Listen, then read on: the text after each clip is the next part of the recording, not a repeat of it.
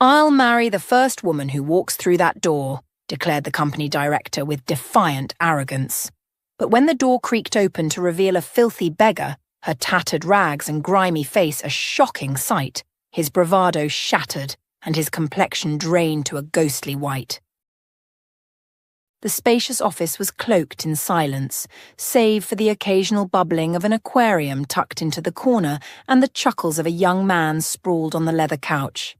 His long legs dangled lazily over the armrest as he tapped away at his smartphone, grinning at whatever flirtatious exchange held his attention. Orson Levine, deputy director of the major fashion company Silhouette, was unapologetically engrossed in texting. The company specialized in pret-a-porter designer clothing, boasting a nationwide network of boutiques. Despite his laid-back demeanor, Orson was undeniably competent, though his methods often grated on those around him. Meanwhile, Theo Alaric, the current head of Silhouette, was anything but relaxed. The company, a legacy passed down through generations, was teetering on the edge of collapse.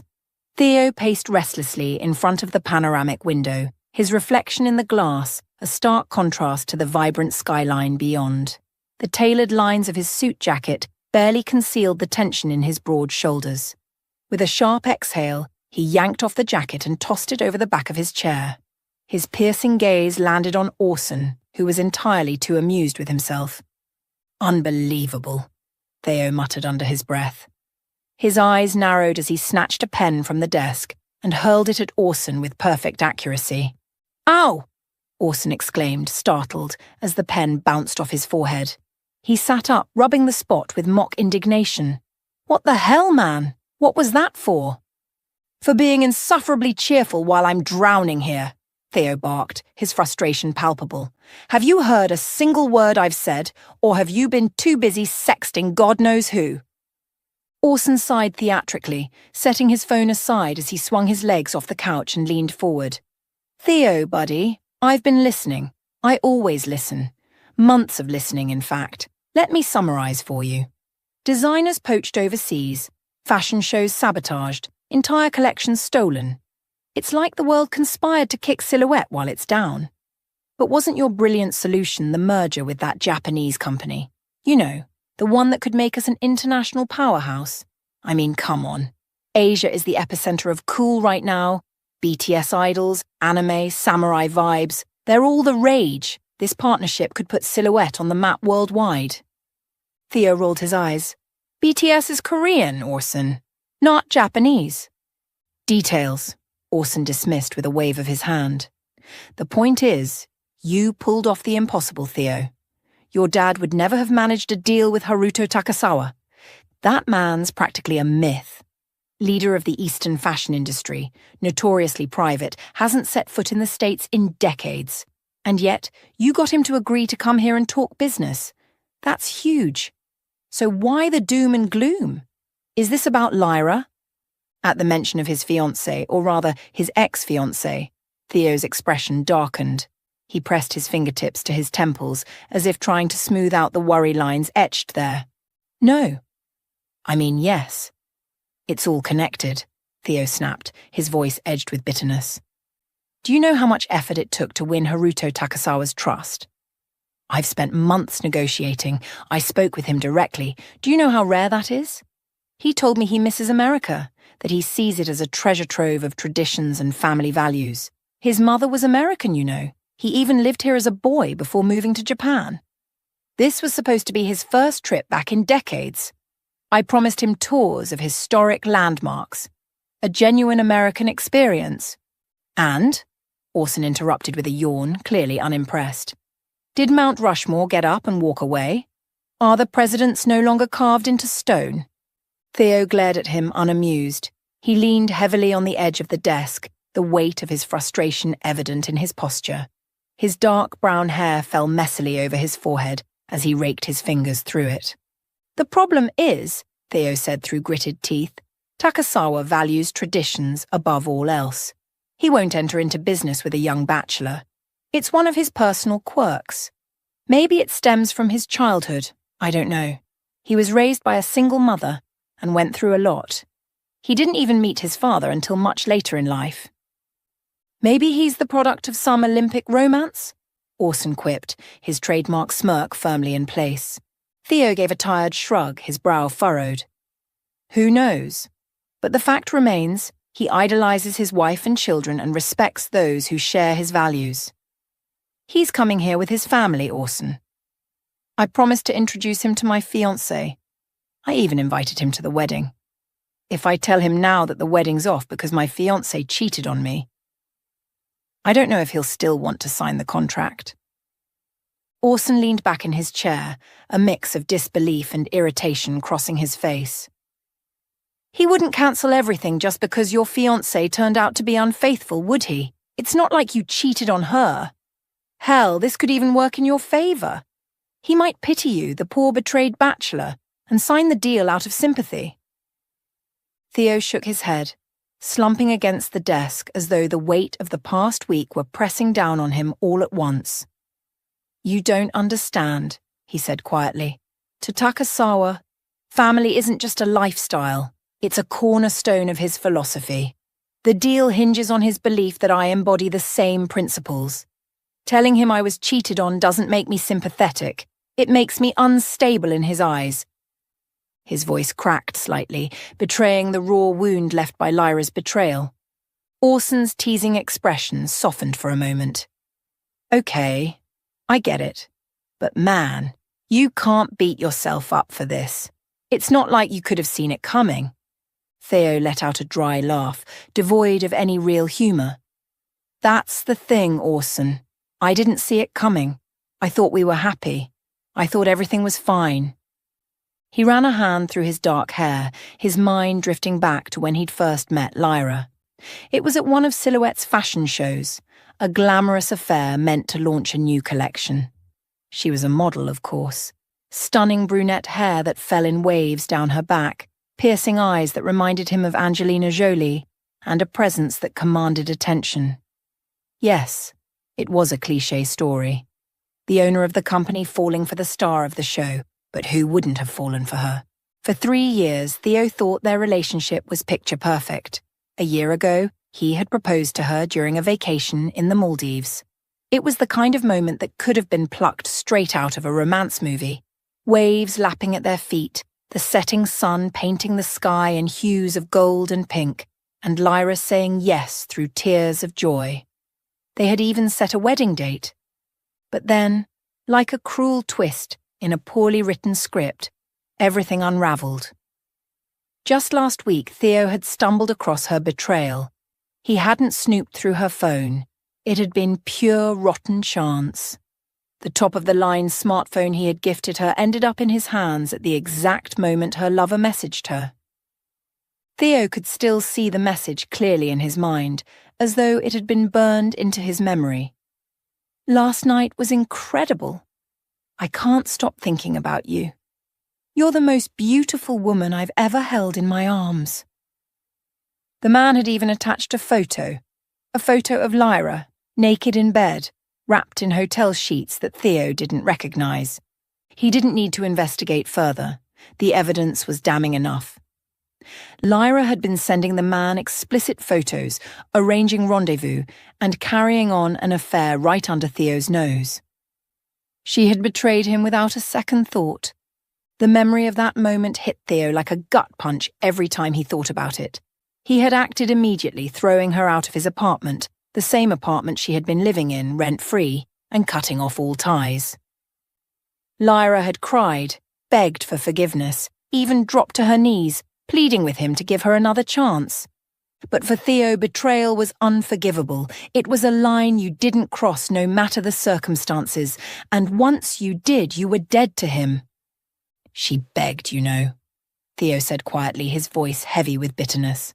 She actually had the audacity to beg me to forgive her. What did you do? Orson asked, his voice uncharacteristically gentle. I told her to get out, Theo replied, a steely edge returning to his tone. I didn't even want to hear her excuses. There's nothing she could have said that would have changed anything. Orson whistled low, shaking his head. You've got a stronger stomach than I do, man. I would have probably lost my mind. I didn't have time to lose my mind, Theo muttered. Not with Takasawa and his family practically on my doorstep. They're expecting to be greeted with bread, salt, and a bride. Tomorrow. Orson's jaw dropped slightly. Wait, tomorrow? As in, less than 24 hours from now? And you're just casually dropping this bomb on me now? Theo shot him a withering look. What do you think I've been talking about for the past hour? But where was he supposed to find a bride? You couldn't just buy one at the market like a carrot. Well, maybe on the black market. But that wasn't exactly legal, or aligned with the moral values Haruto Takasawa cherished. I can't risk it, Theo muttered, his voice low but firm. I don't want to look like a fool or a failure in his eyes. If I can't even keep a fiancé, how could he trust me to run a company? So, what's the plan? Orson asked, arching an eyebrow. Hire an actress? I'll keep it simple, Theo grumbled, crossing his arms and glaring at the door as though daring it to produce a solution. I'll marry the first woman who walks through that door. Orson erupted into laughter, doubling over and slapping his knee. Man, I hope it's Serena from accounting, the one you just can't seem to send into retirement, he cackled, conjuring up an image of the grumpy stout woman who had a fondness for garish green and blue makeup.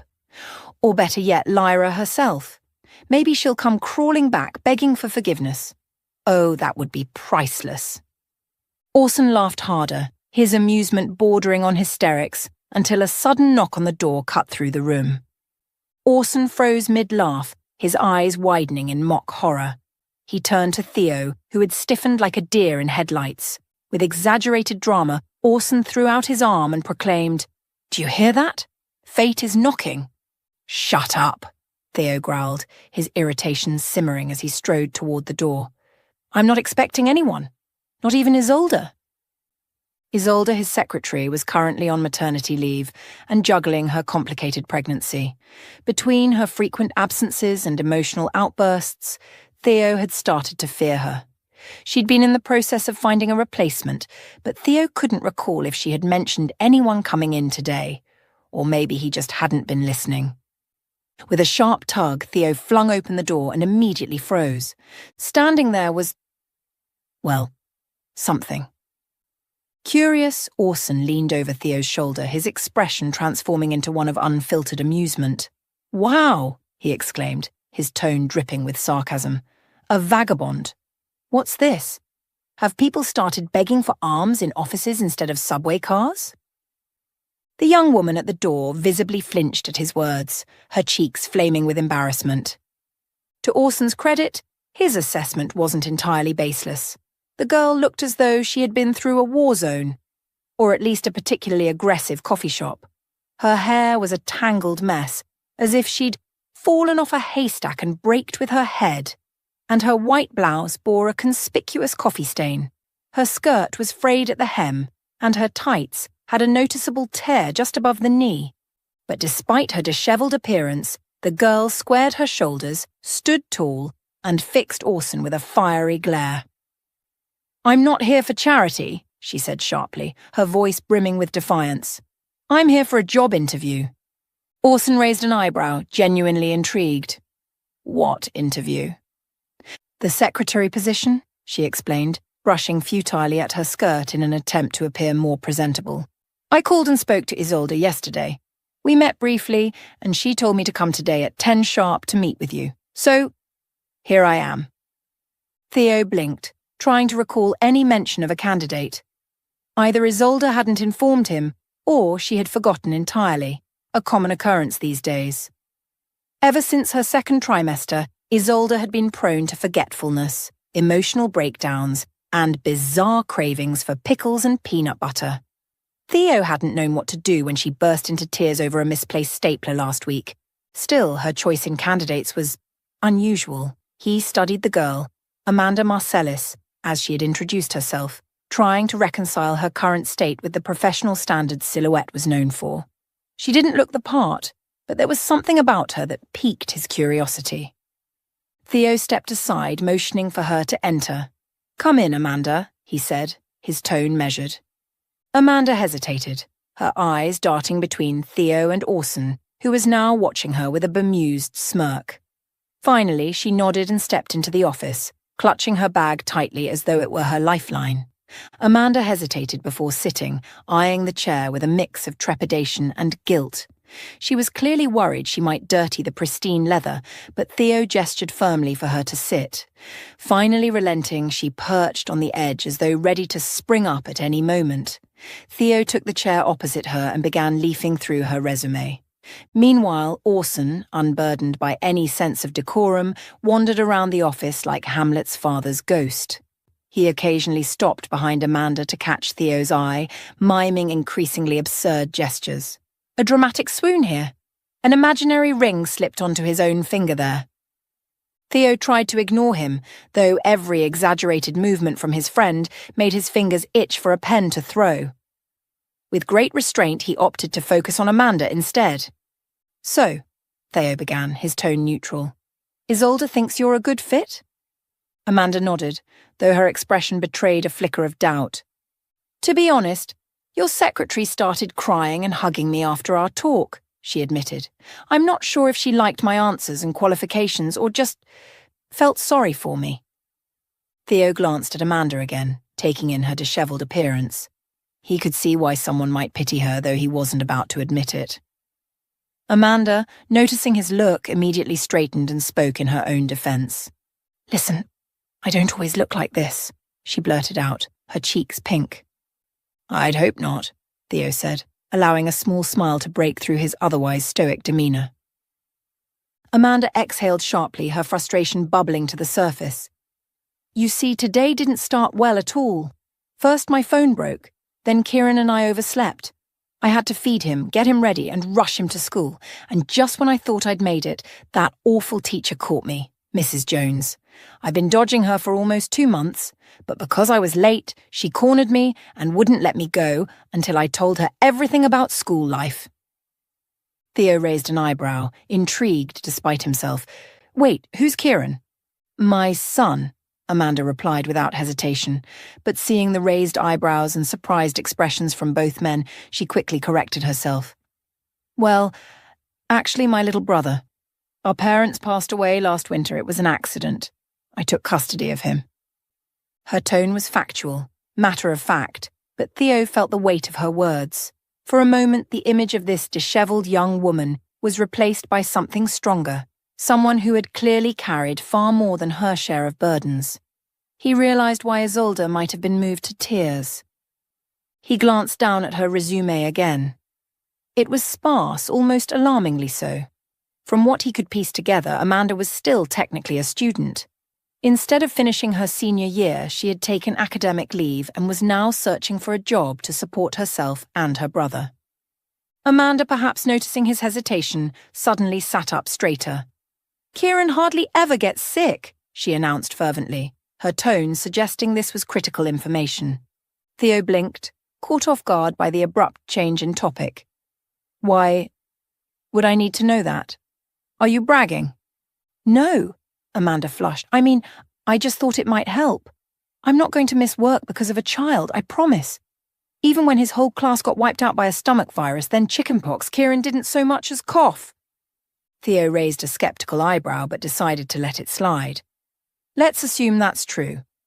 Now, about your appearance. I'll be honest.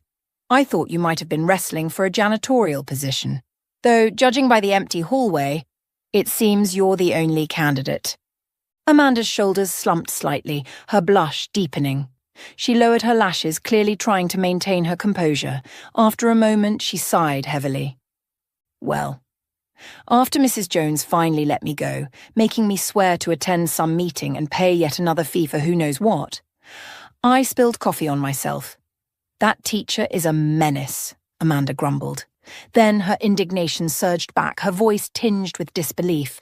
"Really, why does Kieran's second-grade class need to fund a computer lab? He's 7. He's not going to use it for years. It's just another excuse to squeeze money out of us." Orson, who had been silent for once, let out a low whistle. "You're feisty, I like that. But you've got to admit," he added, gesturing at her, "if this is your version of interview chic, it's bold." Amanda shot him a glare, her embarrassment turning to frustration. "I told you, it's not usually like this. I didn't plan to look like I just fought a tornado." Realizing she had veered off course, Amanda cleared her throat and tried to steer the conversation back on track. "Anyway," she said, clasping her hands together in a gesture that betrayed her lingering nerves. "Like I said, today hasn't exactly been my day. On my way to the interview, my neighbour called to say Rob flooded our apartment. Rob, from the 3rd floor, drinks, you see. He's caused trouble before, but this time he really outdid himself. The ceiling in our kitchen is swollen. I had to drop everything, run back home, call the repair service, and leave the neighbour on watch duty. Then I rushed back here. But after that, things just kept going wrong. A car splashed me with water. No, wait. Actually, the taxi door caught my skirt, and when the car jerked forward, I fell into a puddle. I broke my heel, tore my clothes, and..." She gestured at the coffee stain on her blouse. "Some guy bumped into me in your building and spilled coffee on me. I thought about going home to change, but I was already so close to your office, so I decided, what the heck? What's one more disaster in a day like this?" Orson, who had been leaning lazily against the wall, couldn't suppress a snicker. "You're certainly bold, I'll give you that," he said with a bemused smirk. "But showing up at Silhouette, a company known for its beauty standards, looking like this, what were you expecting? Haven't you heard the saying, people are judged by their appearance?" Amanda's frown deepened as she turned to glare at him. "Haven't you heard the saying, don't judge a book by its cover?" She shot back. Theo, ignoring Orson's antics, leaned forward slightly, resting his elbows on the desk as he focused on Amanda. "Tell me, Amanda," he said, his tone calm but curious. "Why aren't you looking for work in your field?" He glanced again at her resume, his eyes briefly lingering on her photo.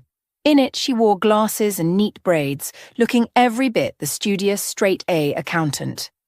Amanda sighed, her posture wilting slightly. "I've tried," she admitted, "but no one will hire me.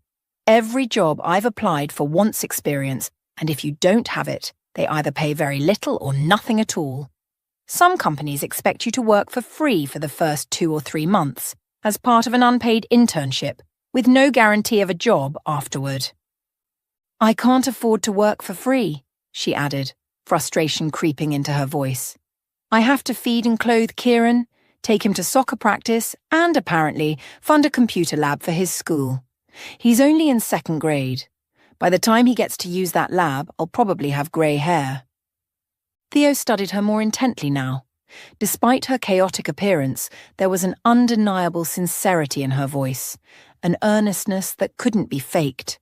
Her large, cornflower blue eyes shimmered with a mix of defiance and vulnerability, framed by unruly blonde hair that, if brushed, might have been stunning. Her delicate features were striking, her lips shaped like a perfect, plump heart. And then there was her story, tragic but resilient, losing her parents and taking on the responsibility of raising her younger brother while still so young herself. It was exactly the kind of traditional family values narrative that would appeal to Takasawa. Perhaps Orson was right. Maybe fate really had knocked on his door. "You know what?" Theo said, stroking his chin as a slow smile crept across his face. "You're perfect." Amanda's eyes widened in surprise, a flicker of hope lighting up her features. "Really?" she asked, almost breathless. "Really?" Orson echoed, frozen mid-step. Theo nodded, calmly adjusting the papers on his desk. "You're perfect. To play the role of my fiancé." "What?" Amanda exclaimed, recoiling so fast that her chair wobbled precariously. "What?" Orson repeated, dropping his phone in disbelief. Theo held up his hands in a placating gesture, his smile turning just a touch sheepish. "Please, hear me out," he began. "I need a fake fiancé for the next 2 or 3 months." "Months?" Amanda interrupted, her voice rising an octave. Theo pressed on, ignoring her outburst. "Most importantly, I need someone starting tomorrow evening and for the next 2 weeks. My potential business partners from Japan are visiting, and it's crucial that I present myself as a man preparing for a wedding. After the deal is finalized, we can pretend to break up and part ways. No strings attached. Do you understand? Amanda blinked at him, her mouth opening and closing like a fish gasping for air. Finally, she managed to croak out, "No, not at all." Theo sighed, leaning back in his chair as he reached for a glass and filled it with water from a nearby pitcher. He handed it to Amanda, who took it with shaky hands, clearly still in shock. "Okay," he said, his voice softening. "Let me explain." For the next few minutes, Theo outlined the situation in painstaking detail. Takasawa's deep respect for family traditions, the importance of appearing stable and reliable, and how Lyra's sudden betrayal had thrown a wrench into everything. As he spoke, Amanda listened, her expression shifting from confusion to reluctant understanding. "Don't say no right away," Theo warned, his tone calm but insistent. "I'll help you. I'll rent an apartment for you and your brother, fix your ceiling, and pay you much better than a secretary or a mistress. But you have to keep this a secret and play your role. Would this amount as a down payment work for you?" He scribbled a number on a piece of paper and slid it across the desk toward Amanda. She hesitated, her hand hovering over the note. When her eyes finally landed on the figure, her jaw dropped and she choked on her water, coughing violently. "Is this a down payment?" Amanda croaked, her voice hoarse. Theo nodded without hesitation, his expression unreadable. Her face turned scarlet as a thought struck her. "This isn't for anything intimate, is it?" she asked cautiously, her blush deepening with every word. Orson, who had been silently observing up to this point, burst into uncontrollable laughter. He doubled over, slapping the desk for emphasis, while Amanda shifted uncomfortably in her seat. Theo sighed, pinching the bridge of his nose. "No, Amanda," he said, his voice dry but patient. "Nothing of the sort. I simply need someone who can convincingly play the role of a sweet, gentle fiancé in front of my guests. You understand? I don't have time to hold a casting call or screen for candidates. And frankly," he added, glancing at her with a hint of amusement, "you're already here." Amanda's gaze darted between Theo and the piece of paper. The number scribbled on it seemed to glow, burning itself into her mind. It was an absurd amount of money, a sum that could change her and Kieran's lives. Despite her better judgment, she found herself on her feet, extending her hand. "Deal!" she declared, her voice steady with newfound determination. Theo stifled a chuckle, amused by her formality. As he shook her hand, he noted how cool, slender, and soft her fingers were. She didn't have a manicure or polished nails like the women he usually associated with, but there was something refreshingly genuine about her. For the remainder of the day, Theo worked with Amanda to prepare her for the upcoming meeting.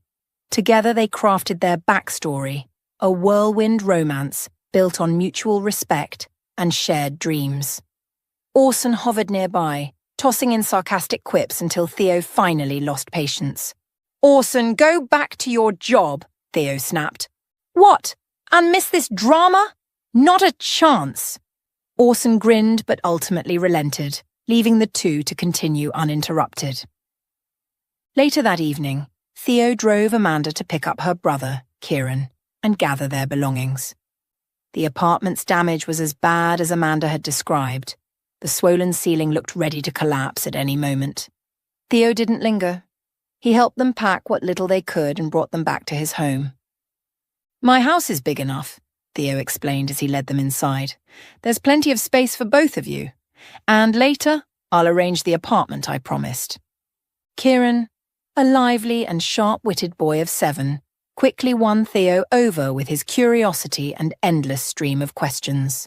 "Do you own this entire house?" he asked, wide-eyed as they walked through the spacious living room. "Yes," Theo replied, amused. "Whoa! Does it have secret passages? Can I explore?" "Not tonight," Amanda interjected, ruffling Kieran's hair. "You've had enough excitement for one day." Over dinner, which Theo had ordered from a local restaurant, conversation flowed more easily than any of them had anticipated. Theo found himself surprised by how naturally Amanda fit into the rhythm of his life. Her quick wit, balancing Kieran's chatter. At one point, as they laughed over Kieran's attempts to pronounce the names of the dishes, Theo leaned back in his chair, studying Amanda thoughtfully. "You know," he said, his voice quieter now, "it feels like we've known each other for a long time." Amanda paused, a smile tugging at her lips as she speared a piece of fish with her fork. "Of course," she said lightly, popping the bite into her mouth. "We're practically married." Theo blinked, caught off guard by her quick humour, but a slow smile spread across his face. "Wait, what? Married?" Kieran exclaimed, his fork clattering to his plate. His wide eyes darted between Amanda and Theo in disbelief. Amanda, suppressing a grin, turned to her brother and said with mock seriousness, "Eat your veggies, Kieran." "But—" "Veggies," she repeated, cutting him off with a playful look. Theo chuckled, shaking his head. Whatever he had expected when Amanda walked into his office that morning, this wasn't it. Finally, the big day arrived. Haruto Takasawa, the legendary businessman, and his elegant wife, Aiko, whose name had inspired Haruto's iconic company, arrived precisely on schedule. True to his meticulous nature, Theo personally picked them up from the airport. He ensured they were comfortably settled in their hotel before parting ways with the couple until the highly anticipated dinner. Back at home, Theo was on edge, pacing the living room as he waited for Amanda. He had arranged everything to the last detail. A nanny for Kieran, an appointment at a luxury beauty salon, and a visit to Silhouette's flagship boutique to complete Amanda's transformation. But despite his careful planning, Theo found himself uncharacteristically nervous. His nerves evaporated the moment he saw her. Amanda appeared at the top of the staircase, her hand lightly trailing along the railing as she descended. It felt like a scene from an old movie Theo had loved as a boy, timeless and magical. She wasn't a model like Lyra, but Amanda had a captivating quality that took Theo's breath away. The white dress hugged her figure just enough to be elegant without overstatement, while her styled hair framed her delicate face, accentuating her cornflower blue eyes. She looked ethereal, like someone who had stepped out of a dream. Theo offered her his arm, trying to maintain his composure, but when she took it, a warmth spread through his chest that startled him. The dinner exceeded all of Theo's expectations, thanks in large part to Amanda. Despite her initial nerves, she easily charmed Haruto and Aiko with her sincerity and humility. The story Theo had crafted about their whirlwind romance, layered with Amanda's real-life struggles, resonated deeply with the Takasawas. Haruto, in particular, seemed utterly captivated by Amanda's simplicity and grace. Toward the end of the evening, Haruto leaned forward, studying Amanda's face with a contemplative expression.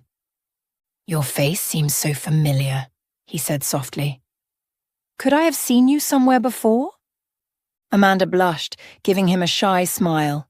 She shrugged her slim shoulders and replied, "I don't think so. I've lived in America my whole life, and I've never appeared on billboards." Haruto nodded thoughtfully but continued to study her, as if trying to place a distant memory. The next 2 weeks were a whirlwind of activities.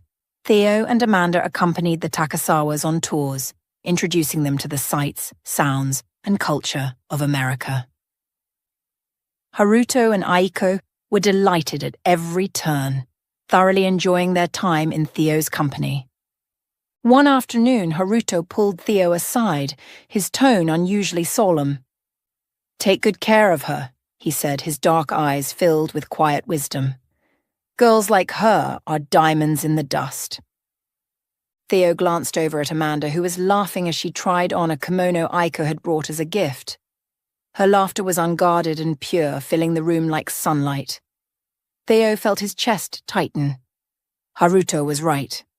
As the days passed, Theo found himself spending more and more time with Amanda and Kieran, not just for appearances but because he wanted to.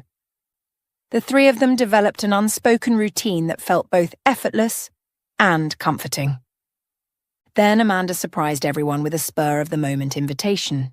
When she discovered that Haruto was a football fan, she invited him and Aiko, along with Theo, to one of Kieran's soccer matches. Kieran, playing goalkeeper, was a revelation. He moved with agility and precision, blocking every shot with confidence and determination. Even when his team's defense faltered, Kieran's sharp instincts and quick reflexes kept the opposing team from scoring. It was as if he had springs in his cleats, propelling him to reach impossible heights. After the match, Haruto clapped Kieran on the back, grinning like a proud uncle. "You were magnificent, young man," he said. Kieran beamed under the praise, chattering excitedly about his favourite players as they strolled back toward the parking lot. The day didn't end there. Haruto and Aiko, charmed by the outing, suggested continuing the evening at Theo's home for dinner. Theo hesitated. Hosting an impromptu dinner wasn't part of the plan, and he feared the evening might unravel without proper preparation. But Amanda quickly put his worries to rest. "We'll handle it," she assured him with a smile that left no room for doubt. Once home, Amanda took charge like a seasoned hostess. She ushered everyone into the kitchen, delegating tasks with natural ease. Haruto and Theo were assigned vegetable chopping duty, while Aiko was instructed to relax and enjoy a cup of tea. The Takasawas found the arrangement both amusing and endearing. Under Amanda's direction, the kitchen buzzed with activity. The aroma of freshly sautéed herbs filled the air, mingling with the sounds of laughter and conversation. By the time dinner was served, the table was laden with dishes that were as delicious as they were beautifully presented. The meal was a triumph, but the evening didn't end there. Afterward, they moved to the living room, where Amanda suggested playing charades and Monopoly. The sight of Haruto and Aiko attempting to act out clues, with Theo laughing so hard his stomach ached, was something Theo hadn't expected in a million years. Kieran, full of energy, threw himself into the games with gusto, and even Theo found himself swept up in the joy of the moment. By the end of the night, Theo couldn't remember the last time he'd felt so at ease. The warmth and laughter that filled his home felt real, not a facade for business, and he found himself silently hoping it wouldn't have to end. Theo began catching himself thinking about Amanda and Kieran more often than he cared to admit. It wasn't just idle musings either. He missed them when they weren't around. Amanda's sharp wit, Kieran's boundless energy, the way their presence filled his otherwise sterile home with warmth and life. At first, Theo tried to dismiss these feelings as part of the act. After all, their arrangement required them to spend time together, to appear as a family for the Takasawas. But as the days passed, the lines between what was real and what was staged began to blur. The business arrangement that had once felt so clear-cut now lingered in the background, overshadowed by something deeper, something Theo wasn't ready to name. One evening, Theo caught himself staring at the empty dining room table long after dinner. Amanda and Kieran had gone out for ice cream, and the house felt strangely hollow in their absence. He sighed, raking a hand through his hair. "What the hell is happening to me?" he muttered to himself. But Theo knew better than to act on impulse. Amanda had her own life, her own struggles, and he couldn't risk complicating things for her, or for Kieran, not when she'd trusted him to keep this arrangement professional. Orson noticed the subtle changes in Theo's demeanour almost immediately. The way he smiled a little more often, his tendency to glance at his phone as if expecting a message, and the way his eyes seemed to soften whenever Amanda or Kieran entered the room. It was all too telling. During a break in a meeting one afternoon, Orson cornered Theo with a sly grin and a glint of mischief in his eyes.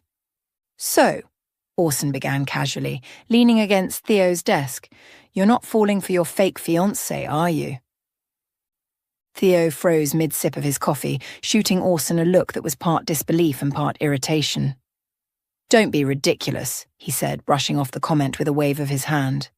But Orson wasn't so easily deterred. "Oh, come on. You're acting different, my friend. Happier. Softer, even. And dare I say domesticated," he smirked, clearly enjoying himself. "You've got that dreamy what-if look every time Amanda walks into the room. Admit it." Theo rolled his eyes, setting his coffee down with a little more force than necessary. "I'm not dreamy, Orson, and it's not what you think. Amanda is here for one reason, the deal, that's all. Uh-huh, Orson replied, unconvinced. He crossed his arms, his grin widening. Then why do you look like someone just slapped you with a romance novel every time her name comes up? Or, better yet, why do you keep volunteering to pick Kieran up from school or help Amanda with her backstory? Face it, Theo, you're catching feelings. Theo scoffed, though his attempt at indifference was far from convincing. You're imagining things, he muttered, turning his attention to a stack of documents on his desk. Orson studied him for a moment, then shrugged, his grin never fading. Sure, boss, whatever you say. But just remember the heart's a tricky thing. Sometimes it doesn't care about deals or logic. That fateful morning, Theo descended the stairs, the enticing aroma of freshly brewed coffee and something sweet drawing him to the kitchen. As he entered, the soft hum of music filled the air, a cheerful tune that seemed to match the warmth of the scene before him. Amanda was at the stove, swaying lightly to the rhythm as she flipped pancakes with practiced ease. Her hair was loosely tied back, a few stray strands framing her face, and the sunlight streaming through the windows seemed to cast a halo around her. Kieran was already at the table, happily munching away, a smear of syrup on his cheek. "Good morning, Kieran," Theo greeted, holding out his hand. The boy beamed, raising his sticky palm for their customary high five. "Good morning, Theo." Theo smacked his small hand, chuckling. "What's the plan today, champ? A day off?" "Nope, I've got practice," Kieran announced proudly, puffing out his chest. Amanda turned from the stove, a spatula in one hand and a smile that could rival the morning sun. Her eyes sparkled as she glanced at them, and Theo felt a familiar warmth spreading in his chest. "Will you have breakfast?" she asked in a sing-song tone. "I made pancakes and even got your favourite jam. You said you like apricots, right?" Theo blinked, momentarily caught off guard by her thoughtfulness. Such a simple gesture, yet it felt significant. She wasn't declaring her love, just remembering his favourite jam. "Yeah," he replied, his voice softer than usual. "My grandma used to make apricot jam. She was from Utah. They had so many apricots in her orchard they even fed them to the pigs, and she'd send us bags of walnuts from the same orchard every year." He trailed off, suddenly self-conscious about rambling, but Amanda lit up, her smile widening. "I love walnuts," she exclaimed, sliding a pancake onto a plate and setting it in front of him. "Now, sit down and eat while they're hot." Theo obeyed without protest, suddenly feeling an odd sense of home in her command. As he reached for the syrup, a fleeting thought crossed his mind. I'd buy her all the walnuts in the world if she asked. Maybe I should just plant a walnut tree in the yard. And at the moments like these had become a regular part of their lives. The house, once cold and empty, now brimmed with warmth and laughter, like they had been living together for years. One evening they went to the ballet. Haruto and Aiko had insisted on treating them to a performance. Amanda's eyes sparkled with wonder as the dancers moved across the stage, her cheeks glowing pink with excitement. Theo barely glanced at the performance, too mesmerized by her profile, the delicate curve of her jaw, the way her lips parted slightly in awe. Haruto, seated beside him, nudged him with a playful smirk. "You're missing the show," he whispered. Theo smiled but didn't take his eyes off Amanda. "No, I'm not," he replied, his voice low. Then there was the day they went cycling. Amanda, determined to keep up with Theo and Kieran, skidded on a puddle and lost control of her bike. She landed in a heap on the ground, and Theo, rushing to help her, stumbled over his own bike and tumbled on top of her. Panic surged through him. "Are you okay? Amanda, are you hurt?" he asked frantically. But Amanda lay beneath him, dirty, soaked, and laughing so hard tears streamed down her cheeks. "I'm fine, but I think I'll leave the Tour de France to you," she managed between giggles. Theo found himself laughing too, the sound deep and unrestrained, echoing through the quiet trail. And then there was Kieran, ever the little troublemaker. One afternoon, determined to help, he decided to wash his soccer uniform by himself. The boy had overdone it with the detergent, and soon the laundry room was a frothy wonderland of foam. When Theo walked in to find Kieran standing amidst the chaos, his face pale with worry, the boy stammered, I'm sorry, Theo. Please don't be mad. Theo surveyed the scene, then grinned. Mad? This isn't a disaster, it's a foam party. Before long, all three of them were laughing and playing in the foam, slipping and sliding until they were soaked and breathless. As Theo dried off later that evening, he realized these moments weren't part of any arrangement. They were real. Amanda and Kieran weren't just filling the house, they were filling his life. And for the first time in years, Theo felt like he was truly living. With only days left before the Takasawa's departure, Theo hosted one final dinner at his home. The atmosphere was warm and celebratory, with laughter filling the air as they reminisced about the past weeks. Haruto, ever composed yet deeply thoughtful, stood and raised a glass of sake. The room quieted instantly. We've decided to stay in America a little longer, Haruto announced, his voice steady and resonant. Aiko has fallen in love with your country, and I've been inspired by the unique charm of your culture. I want to incorporate a local touch into my next clothing line. He turned to Theo, his gaze piercing yet sincere.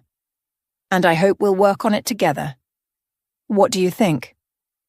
Theo's chest swelled with relief and triumph, all the pressure, all the effort, it had paid off. He glanced at Amanda, who was seated beside him, and felt her hand squeeze his under the table. Her touch was warm and reassuring, grounding him in the moment. When he looked at her, she smiled, a quiet encouragement shining in her eyes. I think, Theo said, lifting his own glass, his voice steady and confident. We're in for prosperity and an excellent partnership.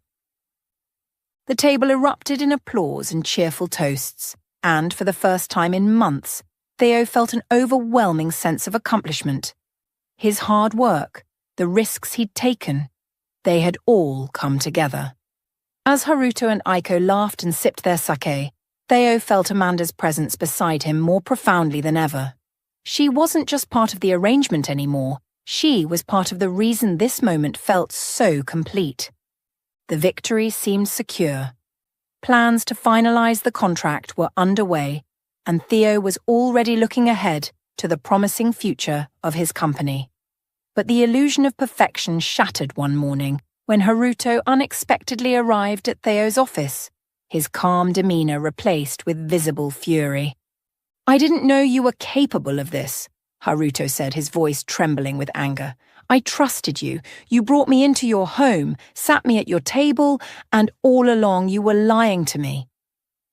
Theo froze. He had never seen Haruto like this.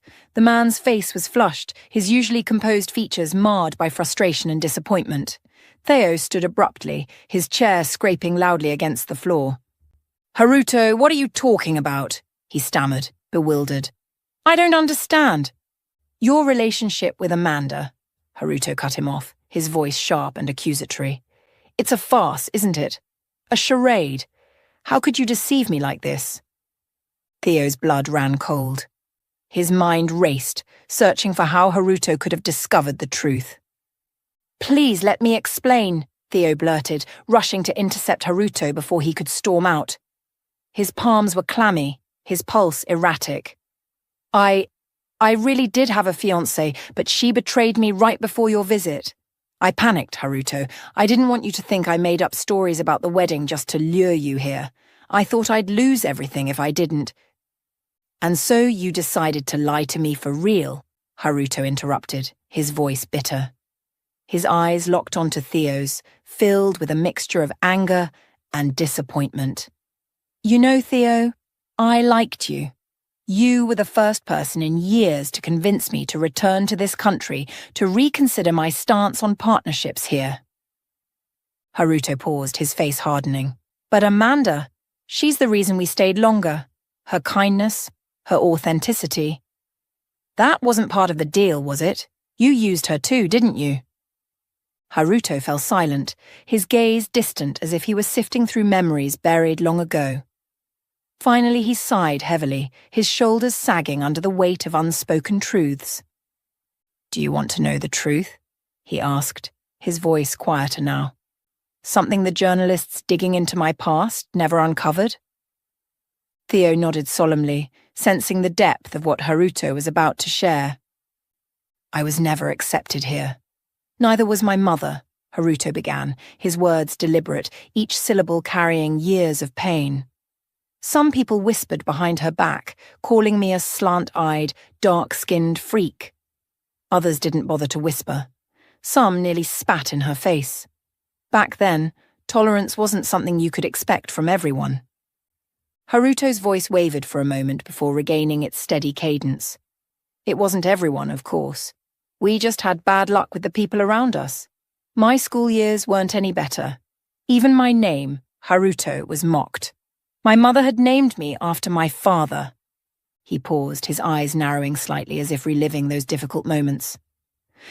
My only real friend was a fellow soldier I met in the army. He wasn't even from this town. Later I changed. I learned to stand up for myself and found my passion. Life improved, and the people around me changed.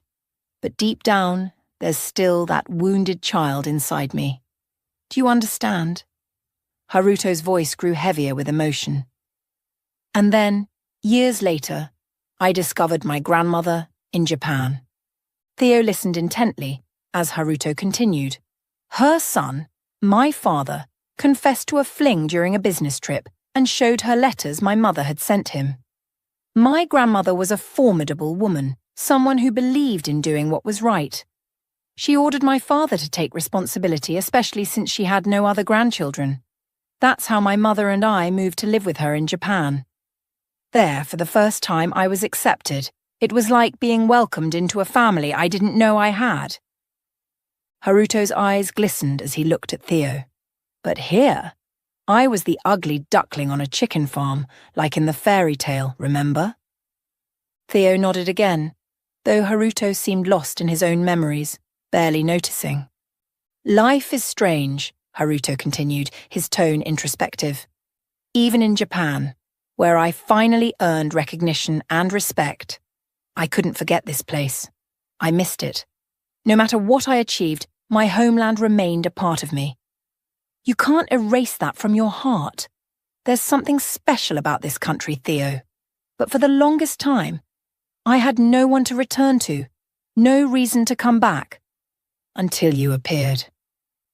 Haruto turned his sharp gaze toward Theo, his voice tinged with frustration and sorrow. You were so persistent, so open. And then I got to know Amanda and Kieran. To be honest, I grew fond of them. They reminded me of something I thought I'd lost, a sense of belonging. His expression darkened, disappointment clouding his features. And then I found out you were deceiving me, fooling me all along. Haruto shook his head, disbelief evident in his furrowed brow. If you had told me the truth, Theo, I would have still liked you. I even liked your business ideas. But how can I trust someone who has lied to me once? Trust isn't something you gamble with, Theo. Theo felt the weight of those words like a stone sinking in his chest. He wanted to argue, to defend himself, to beg for forgiveness, but when he opened his mouth, no words came. Instead, he exhaled heavily and met Haruto's gaze. I understand, Theo said finally, his voice heavy with regret. Haruto nodded, a bittersweet acceptance in his expression, and turned to leave. This time, there were no pleasantries, no handshakes. The click of the door echoed through the room, leaving Theo standing alone, feeling the emptiness left in Haruto's wake. Theo returned home in a foul mood, his chest tight with frustration and regret. As he stepped into the backyard, the sound of laughter greeted him. Amanda and Kieran were playing ball, their carefree joy in stark contrast to the storm raging within him. "Join us!" Amanda called out, her smile radiant. "Kieran says I can't kick the ball hard enough." "You kick like a girl," Kieran teased, giggling from his makeshift goal. Amanda rolled her eyes in mock annoyance, but her laughter rang out, light and unbothered. For a brief moment, Theo felt the warmth of their happiness trying to pierce his hardened shell. But the pang in his chest only sharpened, and he pushed it aside with a deep scowl. "It's time for you to leave," Theo said, his tone cold and clipped. Amanda froze mid-step, her smile faltering. "What?" "You need to leave," Theo repeated, his jaw tight. "It's over." Amanda's brows furrowed in confusion, her hand instinctively brushing a stray strand of hair behind her ear. "Oh," she said hesitantly. "So, you signed the contract?" "No," Theo snapped. "Then why—" "Because there won't be a contract," Theo barked, his voice rising. "It was all for nothing, understand? And the best part, Amanda, Takasawa found out you're not my fiancé. Funny, isn't it? Who can't keep their mouth shut?" Amanda's face flushed, her confusion turning to indignation. "It wasn't me, I swear," she shot back, her voice shaking. "Then who was it?" Theo demanded, his anger spilling over. "Only you. I and your brother knew, and now Haruto knows. It's over, do you understand? My company is going under. My father will rub my nose in it, reminding me I bit off more than I could chew." He took a step closer, his frustration boiling over. "Takasawa will find another partner. There'll be a line of eager suitors at his door. They'll all swoop in and take the opportunity I created.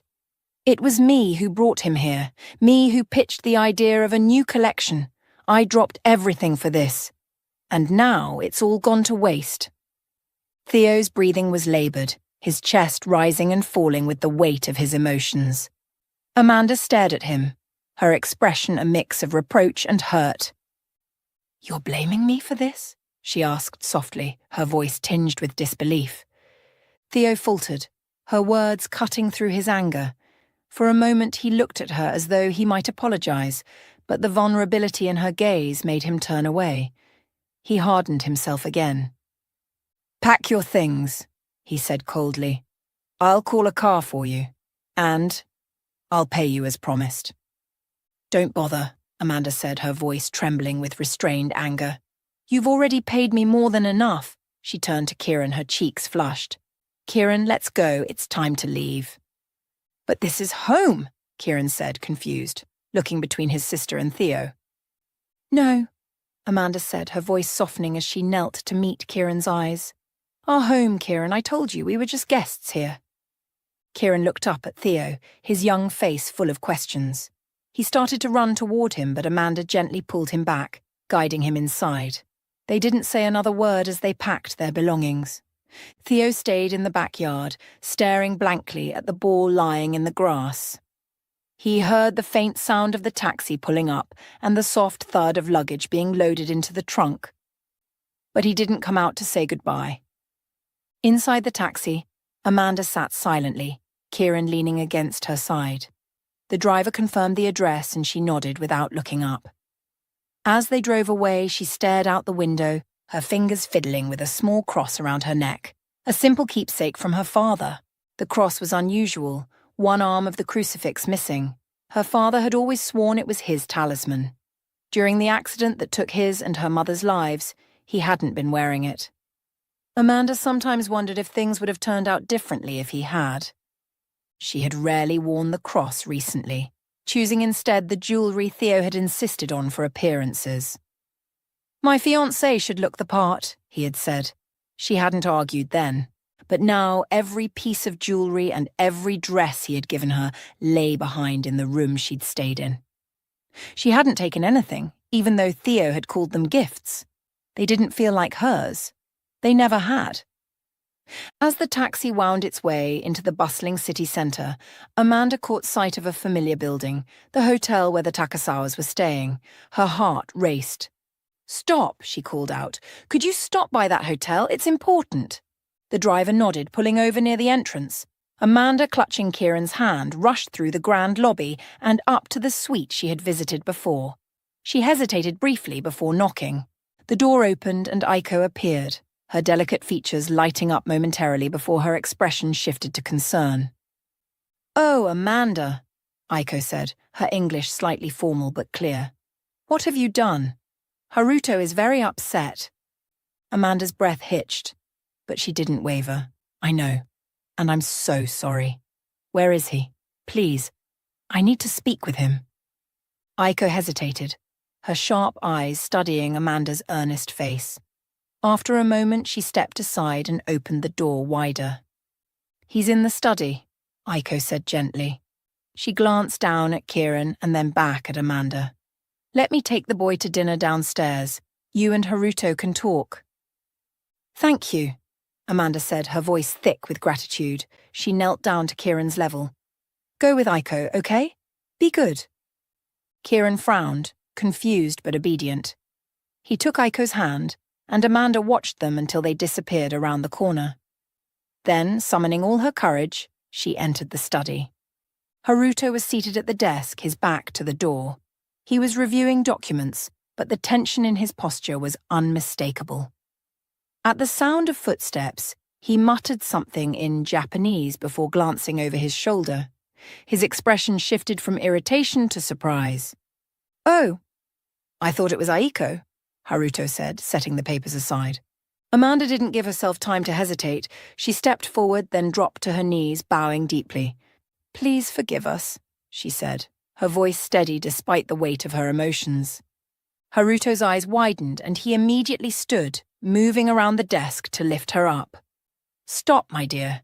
There's no need for this," he said, flustered. "I'm sure this wasn't your idea to fool us." But Amanda stayed where she was, her hands clenched into fists. "Please listen to me," she begged. Haruto paused, then sighed heavily. "All right," he said, relenting. "But stand up first. There is no need for such a gesture." Amanda nodded and rose slowly, her face flushed, but determined. She clasped her hands together and met Haruto's gaze, her voice trembling but sincere as she began. "You see, Theo loves his work deeply. I've had the chance to get to know him, and I've never seen anyone so dedicated to his craft. His company isn't just a job to him, it's his inheritance, his family's legacy. The contract with you isn't about greed or ambition. It's about survival." She paused, swallowing hard before continuing. "Theo may have made mistakes, but he genuinely helped me and my brother when no one else would. He gave us a home, stability, and a chance to start over. No matter his reasons, he's a good man. And—" Amanda hesitated, lowering her gaze as her voice faltered. "And I don't think we lied to you. I didn't lie." Haruto's brows furrowed, his expression softening as realization dawned on him. His voice was gentle, almost teasing.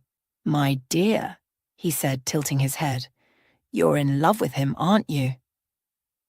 Amanda's face turned crimson, and she looked away, her hands trembling slightly. "It doesn't matter anymore," she said softly. "What does matter is that you won't find a better partner than Theo. He's exactly what you're looking for, passionate, loyal, and determined.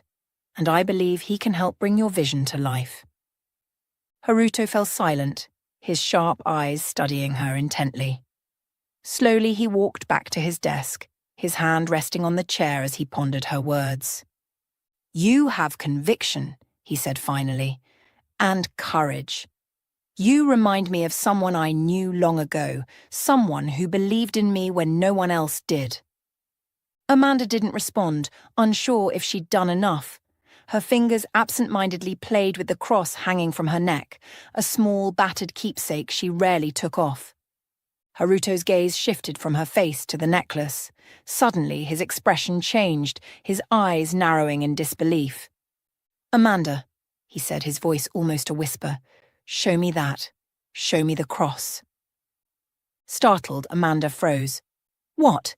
This?" she asked, holding the cross in her fingers. "Please," Haruto urged, stepping closer, his hands trembling slightly. "Let me see it." Hesitant but sensing his urgency, Amanda removed the necklace and placed it into Haruto's outstretched hands. He held it carefully as if it might shatter, his eyes fixed on the worn metal. "I can't believe it," Haruto murmured, his voice thick with emotion. He turned the cross over in his hands, inspecting every scratch and imperfection. "Where did you get this?" "It belonged to my father," Amanda replied, her voice steady despite her confusion. Haruto's jaw tightened, and he swallowed hard, a flash of pain crossing his features. Do you know why it's missing a piece? Amanda nodded slowly. He broke it during his time in the army, she said, her tone uncertain. Haruto's breath hitched. His eyes, now glistening with unshed tears, shot back up to meet Amanda's. Yes, he whispered, his voice cracking. That's how it happened. That's exactly how it happened. He stared at her, his hands still clutching the cross. How did I not realize it sooner? Haruto said, his tone incredulous. You look just like him. Just like Elias. Amanda's heart stopped. You knew my father? She asked, her voice barely above a whisper. But how? Haruto exhaled deeply, the weight of his memories seeming to press down on him. He moved to sit in the chair by the desk, holding the cross tightly as if it anchored him to the moment. Elias, Haruto began, his voice heavy with emotion. Your father and I served in the army together. He was the only person who stood up for me when no one else would. When the others mocked me, shunned me, and tried to make me feel like I didn't belong, Elias refused to join in. He called them out. He became my closest friend. Haruto's gaze drifted toward the window, though his mind seemed far away. During a training exercise, something went wrong. A grenade misfired. It was chaos. I thought I was going to die. But Elias... He paused, his voice catching. He didn't hesitate. He shielded me, pulled me out of the blast zone. He saved my life. Amanda listened, her hands trembling. She had heard bits and pieces about her father's time in the army, but never this. When it was over, Haruto continued, his lips curling into a faint, bittersweet smile. He laughed. He said, Looks like I got off easy, huh? Or maybe God decided I'm not done yet. Haruto's grip tightened around the cross. He told me he left a piece of his cross behind that day, a reminder of how close he'd come to losing everything. Amanda felt tears welling in her eyes. He never told me about you, she whispered. But he always said the cross was important, that it protected him. Haruto nodded solemnly. It did. And now, it's protecting you. He looked back at her, his expression softening. Elias was the bravest, kindest man I ever knew. If you're even half as strong as he was, Amanda, you're remarkable. Amanda wiped her eyes, overcome with emotion. Thank you, she said quietly, for telling me. After hearing Amanda's heartfelt story, Haruto couldn't refuse her plea. Collecting himself, he made his way back to Silhouette's office. Theo, who had been preparing for the worst, was stunned when Haruto walked in and signed the contract without hesitation. As Haruto set the pen down, Theo could barely contain his astonishment. Why did you change your mind? He asked, his voice tinged with disbelief. Haruto's gaze remained steady. Ask Amanda, he said simply. She pleaded for you. On her knees. He paused as if weighing his next words carefully. I've said it before, but I'll say it again. She's a rare gem in the dust. Don't lose her, Theo. Theo's heart skipped at the mention of Amanda, but his confusion lingered. But wasn't she the one who told you the truth? He asked hesitantly. Haruto frowned slightly, shaking his head. What? No. I received an anonymous letter. The weight of Haruto's words hit Theo like a blow. His mind reeled. He had been so certain Amanda had betrayed him. But now, faced with the truth, doubt flooded in. It hadn't been her handwriting. And the more he thought about it, the more he realized Amanda wasn't capable of such treachery. Haruto's words echoed in his mind. Don't lose her, Theo. Throwing everything aside, Theo resolved to find Amanda and set things right. But first, he needed to hand over his responsibilities. As he approached Orson's office, intending to delegate tasks, he heard a familiar voice that stopped him cold. Lyra, why are you here? He doesn't want to see you, Orson's voice grumbled from behind the door. But you do, don't you? Lyra teased, her tone dripping with seduction. Theo's stomach turned as he peeked through the slightly ajar door. Lyra leaned in, kissing Orson provocatively. Not here, Orson hissed, pulling back. Do you want everything to fall apart? We're already in enough trouble. First, Theo caught on to us, and we lost the chance to grab his assets after the wedding. Lucky for us, he never found out who you were meeting. And now it's even worse. That damn Japanese guy came back and demanded the contract. Why? What the hell? Did I waste my time spilling the beans about the deception? Did I sabotage all the designers for nothing? Theo's blood ran cold as the pieces fell into place. Orson had been the informant, the saboteur, and Lyra. She had been his accomplice all along. Lyra giggled, her laugh light and mocking. "You're so angry," she teased, her lips curling into a sly smile. "Greedy and envious too. You want everything Theo has, his company, his fiancée. That's kind of exciting, you know." Yeah, Orson muttered, brushing her off. "You know, ever since he broke up with that other chick, Theo's been walking around like a beaten dog. Maybe you should make a move and get back with him. We can go back to plan A. You marry him and then we'll deal with the business." Theo's fists clenched, his heart pounding with rage. Every suspicion he'd ignored, every offhand remark Orson had made, now sharpened into clarity. The betrayal wasn't just professional, it was personal. The next day, Theo walked into Orson's office with a resolve as cold as steel. Orson, lounging in his chair and scrolling through his phone, looked up and smirked, clearly unaware of what was coming. "Morning, boss," Orson said casually. Theo shut the door firmly behind him, his expression unreadable. He walked over to Orson's desk, standing tall and imposing. "I know what you've done, Orson," Theo said, his voice low but carrying an unmistakable edge. Orson's smirk faltered, replaced by a flicker of unease. "What are you talking about?" he asked, feigning ignorance. Theo slammed a file onto the desk, making Orson jump. "Don't play dumb. I heard everything yesterday. The sabotage, the anonymous letter to Haruto, and your pathetic little scheme with Lyra. You betrayed me, Orson, both as a colleague and as a friend." Orson's face paled, but he quickly composed himself, leaning back in his chair with an air of mock confidence. "All right, so I might have given Haruto a heads up about your fake fiancé. But come on, Theo. You're acting like a saint. You lied to him too." "I made mistakes," Theo admitted, his voice cold and measured. "But my mistakes were out of desperation to save this company, to protect what my family built. You, on the other hand, were motivated by greed and jealousy. You wanted to destroy me. You sabotaged our designers, undermined my trust, and conspired with Lyra behind my back. You're no better than a parasite." Orson stood abruptly, his hands gripping the edge of the desk. "You don't get it, do you? I did what I had to do. You think you're untouchable because you're Theo Alaric? Because your daddy handed you this company on a silver platter? You don't deserve this. You never did." Theo stared at him, the anger in his chest cooling into something sharper, disappointment. "I thought you were my friend," he said quietly, shaking his head. "I trusted you. I defended you, gave you chances you didn't deserve. And this is how you repay me? By trying to destroy everything I've worked for?" Orson's jaw clenched, but he didn't respond. Theo straightened, his voice regaining its edge. "Effective immediately. You no longer work for Silhouette. Security will escort you out within the hour.